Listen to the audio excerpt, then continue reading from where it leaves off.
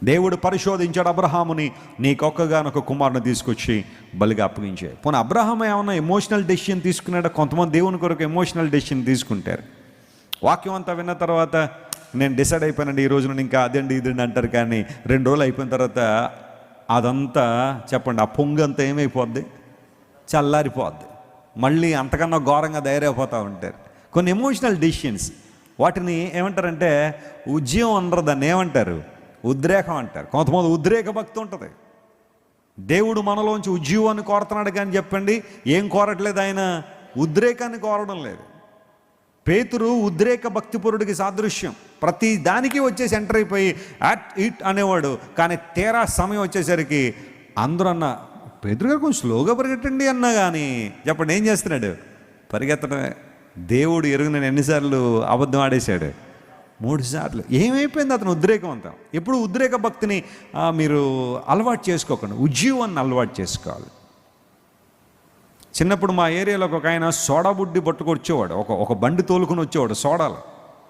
మా వీధిలో కొడితే సోడా 3 వీధులు అనబడేది, అంత గట్టిగా కొట్టేవాడు. ఆ సోడా బుడ్డి ఒక రబ్బర్ తీసుకుని ఆ టైర్కి సంబంధించిన రబ్బర్ కోసుకుని ముక్కలుగా చేసి అది పెట్టి కొట్టేసరికి ఆ సోడా అంతా సగం కిందే ఒలిగిపోయేది. అది కొంతమంది భక్తి అలాగా ఉంటుంది.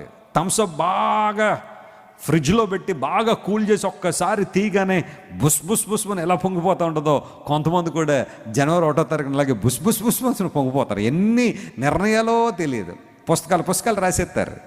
ఈ రోజు నుండి నేను 1 గంట ప్రార్థన చేసేస్తాను, ఈ రోజు నుండి 10 అధ్యాయాలు చదివేస్తాను, మా భర్తను చాలా చక్కగా చూసుకుంటాను ఈ సంవత్సరం అంతా, రోజు ఆయనకి మంచి కూరలు వండి పెడతానని పుస్తకాలు నిర్ణయాలు రాసేస్తారు. కానీ 3వ రోజు ఎక్కడుందమ్మా పుస్తకం? ఎక్కడో పోయిందండి. అది పుస్తకం పోయింది, దానిలో మాటలు కూడా పోతూనే ఉన్నాయి. ఉద్రేక భక్తి ఉందా కొంతమంది కూడా యవనస్తులు, వెసులన్నా ఏమన్నా పనుంటే పిల్లన్నా వస్తానన్న మొత్తం బలమంతా ఏసై కంటాడు. తీరా అందరు ఫోన్లు కలిపితే కానీ ఆడి ఫోన్ మాత్రం కలవదు. ఏంటంటే అవుట్ ఆఫ్ కవరేజ్ ఏరియా.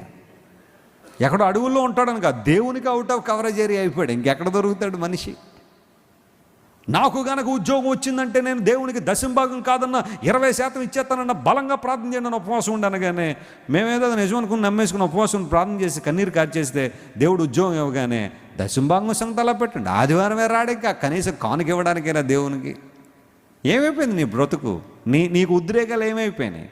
దయచేసి ఎవరు కూడా దేవుని పక్షంగా ఉద్రేక నిర్ణయాలు తీసుకోకండి. నిర్ణయం తీసుకుంటే కట్టుబడి ఉండు, లేదు అంటావా ప్రార్థించే, కనిపెట్టు దేవుని సన్నిధిలో. దేవుడు నీ జీవితంలో గొప్ప కార్యాలు జరిగిస్తాడు.